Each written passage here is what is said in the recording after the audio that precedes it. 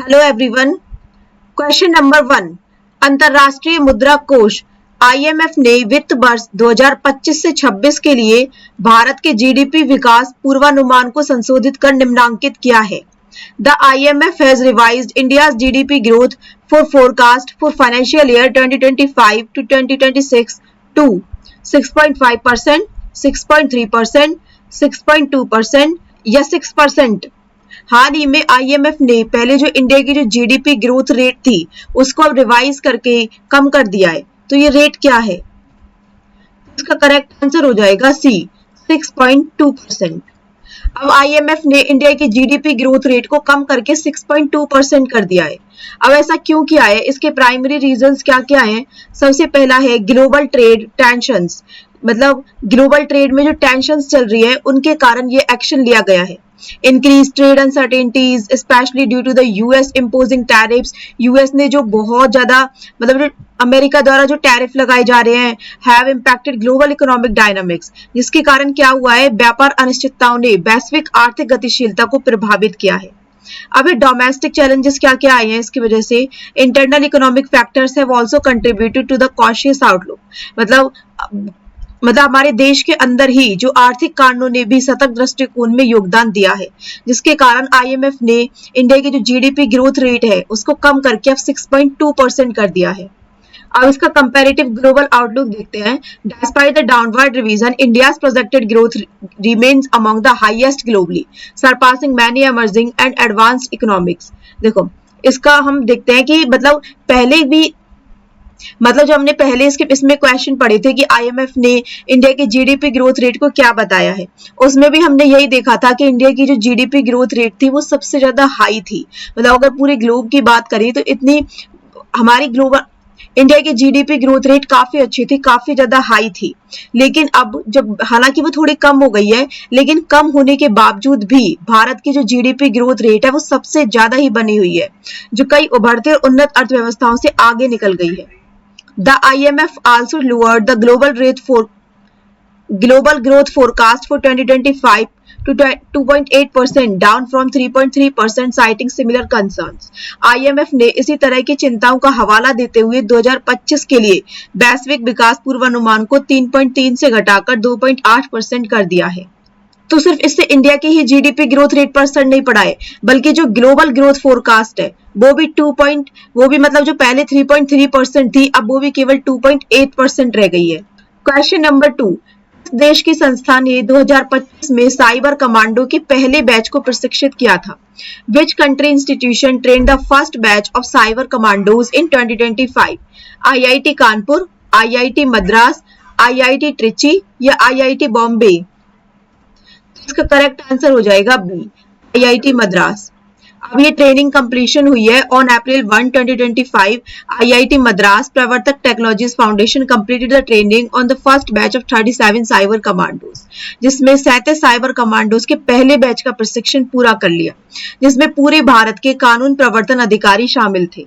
अब इस प्रोग्राम का ऑब्जेक्टिव क्या था? The programme aims to create a specialised force of cyber commandos to proactively combat cyber threats and digital crimes nationwide. इस कार्यक्रम का उद्देश्य था देश भर में साइबर खतरों और डिजिटल अपराधों से सक्रिय रूप से निपटने के लिए साइबर कमांडो का एक विशेष बल बनाना, कि किस प्रकार से ये जो साइबर क्राइम्स चलते रहते हैं एंड डिजिटल क्राइम्स है इससे किस प्रकार से उभरा जा सकता है, उसके लिए ही उन्हें ट्रेनिंग दी गई थी। अब इस कार्यक्रम के हाइलाइट्स के बारे में पढ़ते हैं। The 6 month residential training covered, मतलब जो 6 मंथ की जो ट्रेनिंग थी इसमें क्या क्या कवर किया गया था? सबसे पहले network security, digital forensics, ethical hacking, cyber threat intelligence, live cyber attack simulations, legal aspects of cyber crime enforcement. तो ये सारा करिकुलम उसमें कवर किया गया था। Question number 3। भारत द्वारा शुरू की गई एक राष्ट्र एक बंदरगाह प्रक्रिया ONOP पहल का उद्देश्य क्या है? What is the purpose of the One Nation One Part process ONOP initiative launched by India? Unify all India ports under a single authority, privatize major ports, standardize port operations across India, merge inland and coastal shipping services. तो इसका correct answer हो जाएगा C, standardise port operations across India.